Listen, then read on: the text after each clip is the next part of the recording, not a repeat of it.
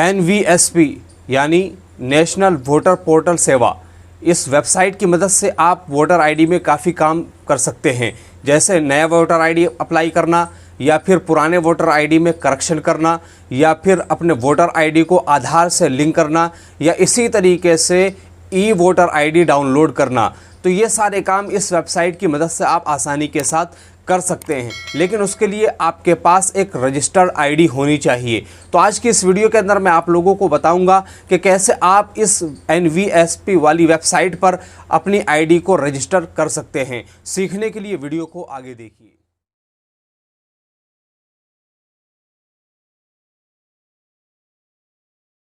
Login करने के लिए गूगल पर आपको nvsp.in सर्च करना है।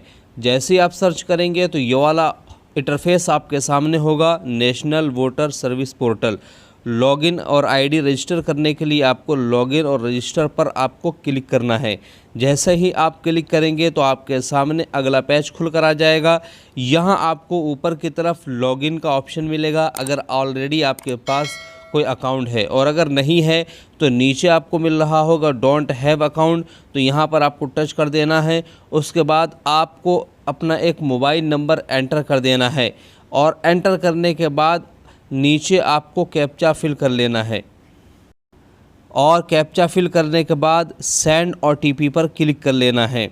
जैसे आप सेंड OTP पर क्लिक करेंगे तो आपके मोबाइल नंबर पर एक OTP आ जाएगा और उस OTP को आप यहां पर एंटर कर देंगे।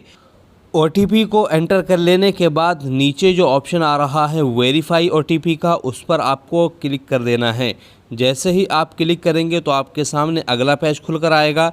यहाँ आपको अपनी डिटेल फिल करनी है। यहाँ फर्स्ट नेम डालना है, उसके बाद नीचे लास्ट नेम डाल लेना है और डाल लेने के बाद अगर आपके पास कोई ईमेल आईडी है तो आप ईमेल आईडी भी अपनी यहाँ पर डाल सकते हैं। उसके बाद ऑप्शन आता है पासवर्ड का।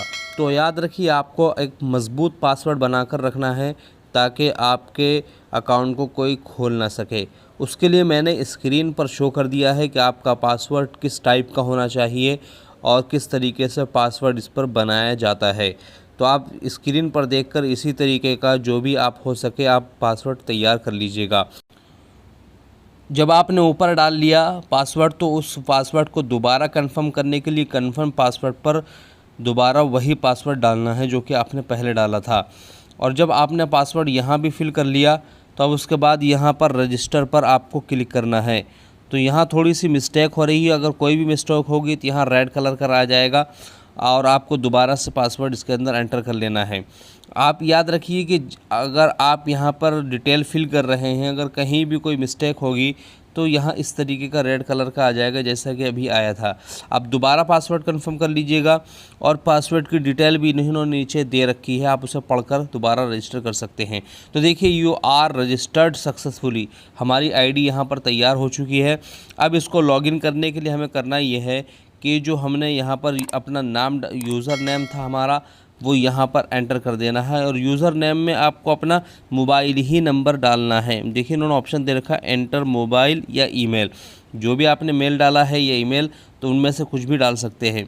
उसके बाद जब आपने यहाँ पर नंबर एंटर कर दिया तो यहाँ नीचे एंटर पासवर्ड पर जो आपने पासवर्ड बनाया था वो आपको एंटर करना है। उसके बाद नीचे आपको कैप्चा मिलेगा। कैप्चा में सेम टू सेम वही वर्ड यूज़ करने हैं जो इन्होंने दे रखे हैं। अगर कोई वर्ड कैपिटल में है तो कैपिटल में और कोई स्मॉल है तो उसे स्मॉल में ही लिखना है, वरना लॉगिन नहीं हो पाएगा। तो उसके बाद चलिए कैप्चा फिल करके भी आपको दिखा देता हूं मैं। ये मैंने कैप्चा फिल कर लिया है। उसके बाद यहाँ लॉगिन पर क्लिक कर देता हूं तो देखिए मेरी आईडी खुल चुकी है और अब मैं एंटर कर चुका हूं इस वेबसाइट के अंदर। अब चाहूँ तो एक नया वोटर आईडी कार्ड अप्लाई कर सकता हूं या फिर करेक्शन कर सकता हूं या फिर और भी जो भी काम वोटर आईडी के हो सकते हैं वो सारे काम कर सकता हूं। तो ये सारी डिटेल यहाँ आ रही है। 6 नंबर का फॉर्म है, 6A का फॉर्म है और सारी डिटेल बता रखी है कि ये फॉर्म किस नाम से है। यहीं पर टच करके आप एक नया काम कर सकते हैं। साथ ही साथ दोस्तों अगर आप अपने वोटर आईडी को आधार से लिंक करना चाहते हैं तो वो भी यहाँ